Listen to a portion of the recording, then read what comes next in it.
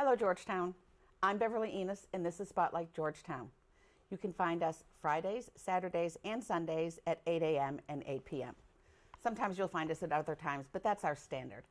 Now, if you would like to become part of this process, if you would like to learn how to run the cameras, how to edit some of the shows that we do, if you would like to be one of our guests and sit here with me on the hot seat, we'd love to have you join us. Now, today we're going to be talking to Scott Ouellette, who is a guitarist. And actually, first we're going to let Scott entertain us. So for your listening pleasure, Scott. Thank you very much. This is an original piece called Sunrise.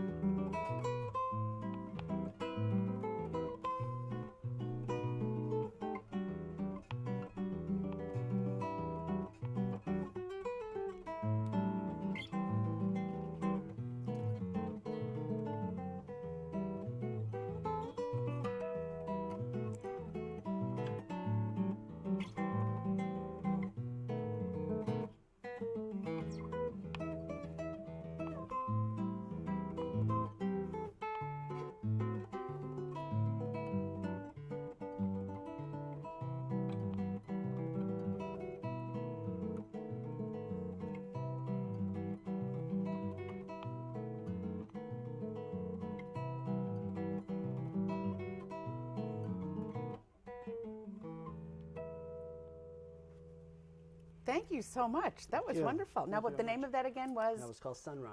Now, why did you name that Sunrise? Good question. I'd taken a trip to Bermuda last May, and I'm an early riser every day, 5 o'clock, even on vacation. And I went right up to the top deck and just circled around the ship, walking around waiting for the sun to come up. And so the thoughts were coming at that time. Then right after I was done with the vacation, it just all came out. About a week or so, and then the song was done, written. Oh, great. So, wow. Yeah. That's a talent. And we actually have you here talking to us today because you're going to be teaching some adult ed classes in Georgetown. Yes. Just a 6-week course on beginning guitar, how to construct chords, how to strum, how to play scales, just the basics to get you motivated and on your own. So. Now, this is for adults or adults and anyone else? Yeah, and anyone else, pretty much. Yeah, anyone who wants to play the guitar. So. Yeah. Now, as you were playing, if you would just kind of give us a basic of chords and strums and what's going on there as you're playing. Well, this is a nylon string guitar. They call it a classical guitar. I prefer it over the steel strings. It's easier on the fingers. Chords are just a series of notes combined, strummed like that to produce a sound. Okay. And there's all different kind of textures, different sounds, happier sounding chords or sad sounding chords. And that helps to express yourself when you're composing. And usually the chords stay within a key, but sometimes they go from one key to another. Yeah, rules are meant to be broken. So. I have to tell you, I played the guitar. Oh, good. I used to play when I was high school and college. My Good. dad and I both played. In fact, I had a Martin, or he had a Martin. Oh, you had a Martin. Okay, very And good. Martin and I think a Goya was the other one Nice. that we both had. Very So, nice.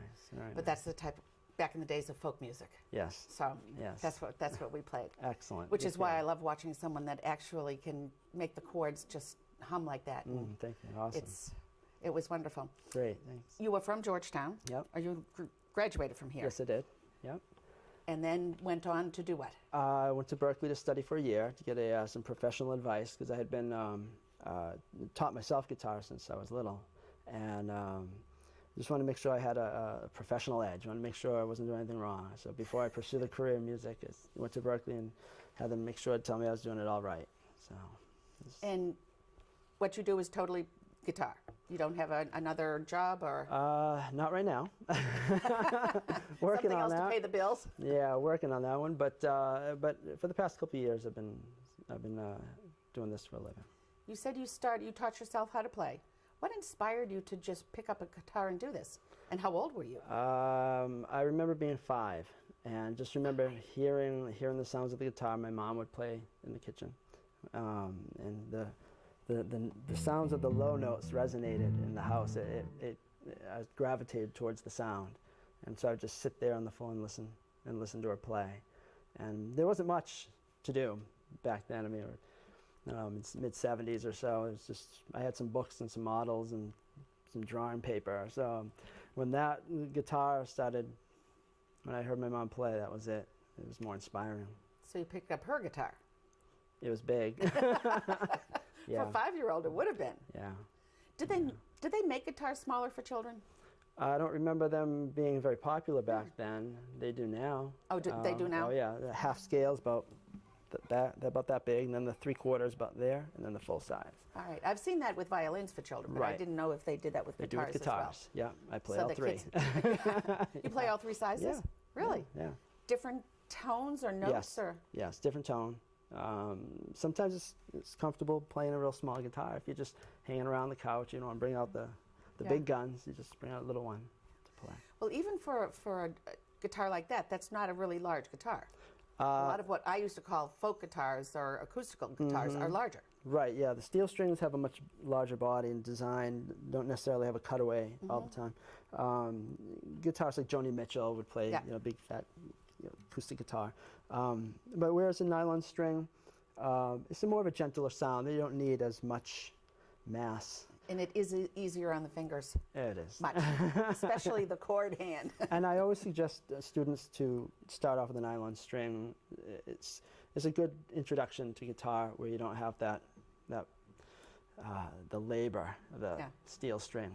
It does a beating on your hands. So, Yeah, it does. Now you're calling it nylon strings. Is it nylon or is it catgut? It used to be catgut. I didn't expect this question. Sorry. What I know is if I were to unwind these strings here, they're wound metal and steel, and if you unwind it, there's the fine threads in between there. I'm guessing that's nylon. I have to do Okay. the research on that one. Because if you break a string, Yes. especially of the ones that have the lower notes, when they break and snap, they unwind very quickly. It just happened yesterday, Yeah. just the other day, right around here, and I hadn't broken the strings since I was a teenager. So, figures Wow. right before I was going to play today. So course. I got Well- a brand new set on for today. That way you're all set. And I Yes. don't think people understand that you actually string the guitar yourself. Yeah. It goes from, Yep, ties here, and then and it changes at the top. yeah, and ties there, and I've been playing 30 years now, and I'm just finding like a good way to to lock it, to So keep that- it here. So, So you don't have to tune every time? well, it's a learning experience. You learn how to string it up, and then someone will show you a better way, and then someone else will show you a better way than that. There's always a million ways to tie it around here. So I'm happy with how I'm doing it now. Now, why the solo guitar So, as opposed to playing in a band or other types of guitar music? Well, it's easier to schedule practice. When it's all you? Yes, yes, Okay. that's mainly it. No, well, I like being in control of every aspect of my music. And what's good about it is that I can play the bass parts myself, the chords, and then the melody, all in one. So eliminate the bassist, eliminate the rhythm guitarist, and the singer. So I get that's all you three need. parts of it, yeah. So that's why I like playing just solo. What type of music is your favorite? Type of music? Latin American. Is that what you play mostly? I do. A lot of my music's influenced Latin American music, South America, tango music. People are familiar with tango, the feels, and Especially Dancing with the Stars now. yeah, exactly. It's very exotic. It's interesting, and it makes people kind of look up and say, hey, what's that? So it's invigorating. So I enjoy playing that. You spoke earlier about naming the song Sunrise. Mm-hmm. When you write the songs, what other types of inspiration do you use? What else inspires you? I play the song for weeks and weeks, and then whatever it makes me feel or think about, I will tend to think about titles in that way. If I write a song based on an experience I had as a little boy, I might associate it with something, a title associating it with something from that era, from that time. Okay. Whether it was a place I was living, a street, or whatever. So I try to connect the title with the song in some way, because there's no lyrics. So it has to be connected with a thought or a feeling or a place. So. You don't ever do lyrics? Mm-mm. You don't write them? Takes away from the music. People think about the words. The musicians kind of get forgotten. They're behind. People, if you like pop music, you listen to pop music. But with the guitar, I just like all the concentration beyond on the beauty of the instrument. You're going to be teaching classes, and this is beginners. Yes. Would that be, I mean, would you be teaching the type of songs that they would write themselves, your songs, other people's songs, or songs that have lyrics? Basically, I'm gonna get them to the point where they can pursue whatever they want. So they would be learning the basics. You learn up to a certain point, you gain a certain level of proficiency, and then at that point, you decide which direction you want to go in music. I'm going to provide that knowledge for them so that they can move on to what they want to do. Okay. Yeah. Most of the people you see, though, go into popular songs. Yeah. Or Yeah. folk songs or things like that. Right, yeah. If that's all they've been introduced to, that's all they will know, unless they branch out and realize there's a lot of different music out there. So, How long have you been teaching? I need another hand. Since I was about 14. Wow. About 25 years or so.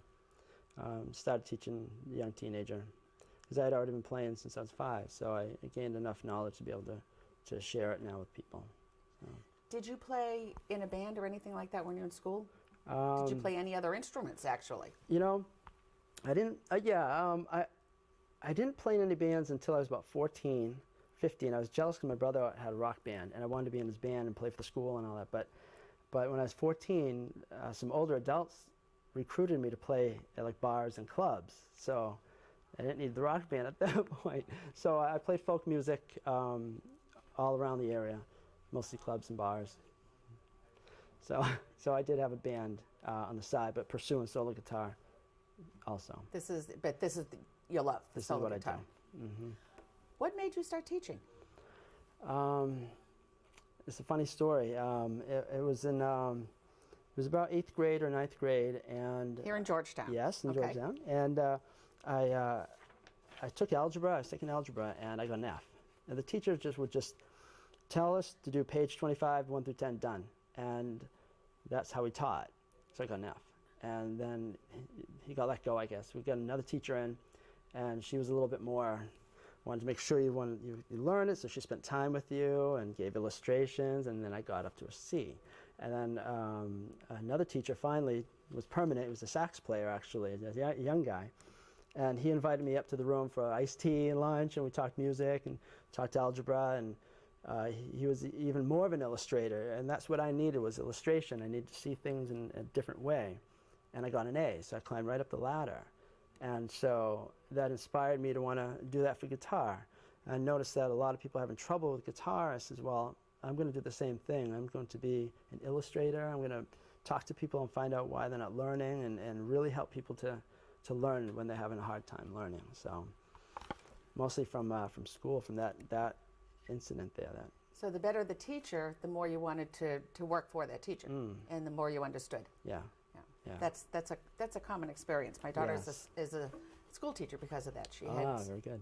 a couple of teachers that were in one direction, and she had Mrs. Morehouse, and she just absolutely loved her. Because you remember Mrs. Morehouse? Yes. Sure do. Yeah. And that's why my daughter's a teacher, and she Very just good. Yeah. Very good. What is to you is the best part of playing? Best part, creating a song, playing it for people, taking people out of the world for 5 minutes. As I was growing up and realized the world's a difficult place to live in, I've also realized that music is comforting, very soothing, and will make you forget about all your problems, even if just for 3 minutes. So my goal is to share my music with people, and if they're having a tough day, maybe I can get them out of it just for a few minutes. So I try to put on a couple-hour show so it doesn't last just 3 minutes. So when you perform, how long is the show? It can be anywhere from an hour to 2. It's 2 hours. Wow. I try to do a lot of summer festivals, which can last a couple hours. Or if I play at any kind of restaurant, it's usually a couple hours. Usually people get a little tired after that, so I don't want people tired of my music. Yeah. Any local places that we would recognize that we can look for you? Yeah, the Rhythm Cafe in Merrimack. It's a cute little restaurant there. I've been playing there regularly. The Yankee Homecoming Festival, I'll be there every year. And sometimes in Boston, but not usually. Around this area, typically. Georgetown actually had a folk festival last year for the first time. They did. So I heard of that. We'll have to make sure that you get involved with that this year. Very good. Because I know that they'll be doing something along that line again. I'd be happy to do that. When you're teaching, what age is your favorite age to teach? 8-year-olds. Oh, why 8?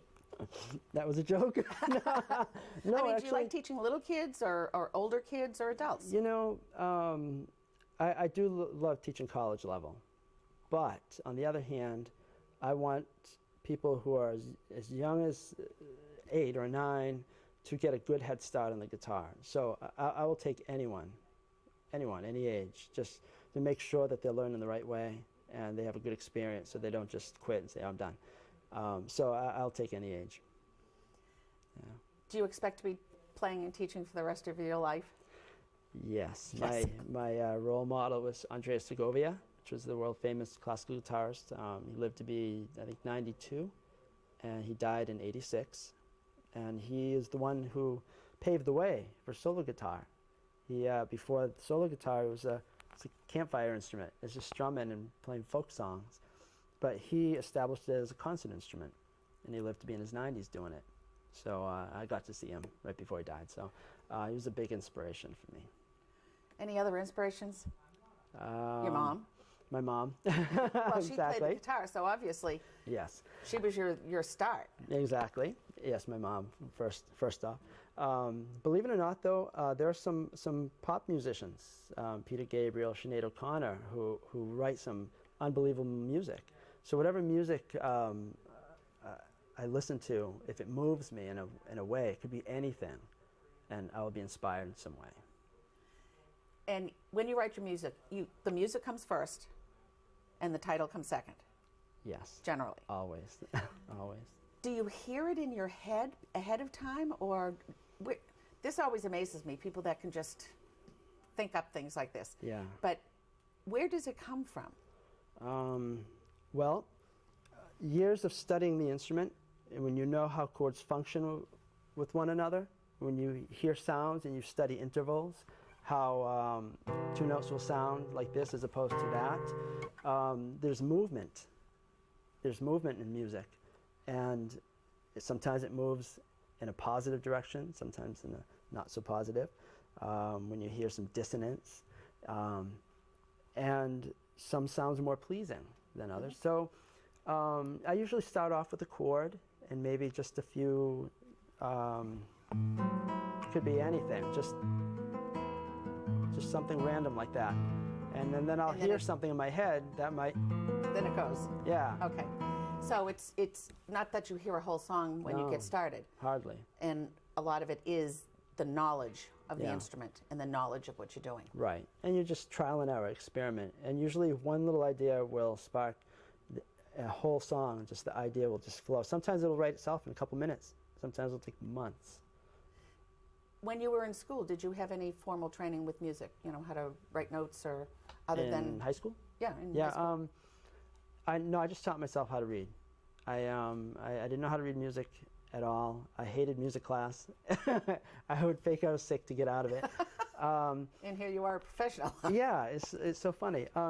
No, I just, I think the very first moment was I had a piece of sheet music. It was a Bach piece, a classical piece, and I had the recording next to me. And so I would see the notes and listen, and I would hear the sounds of the guitarist playing it, and each note I would look for it on the guitar. And once I found it, based on the tone, I would connect it to the symbol, which was the note.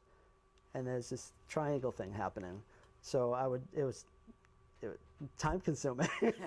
But you taught yourself that's how how I to taught read myself music. how to read music. And as far as the shape of the notes and rhythmically how they're played, again, just by listening and watching it go by and tapping my foot to the rhythm, taught me how what an eighth note sounds like, a 16th note, and that was it. So I was really self-motivated to learn and read music that way. Well, I think the students that are going to be taking your classes are going to be very lucky. That'd be I great. thank you very much for being with us Thank today. you so much. I'm Beverly Enos. This is Spotlight Georgetown. Don't forget, Fridays, Saturdays, and Sundays, 8 a.m. and 8 p.m. I'd love to have you join us. And don't forget also about the adult education classes in Georgetown. Check the newspaper and maybe you can take up the guitar. And until then, again, for your listening pleasure. Scott, would you like to play something else?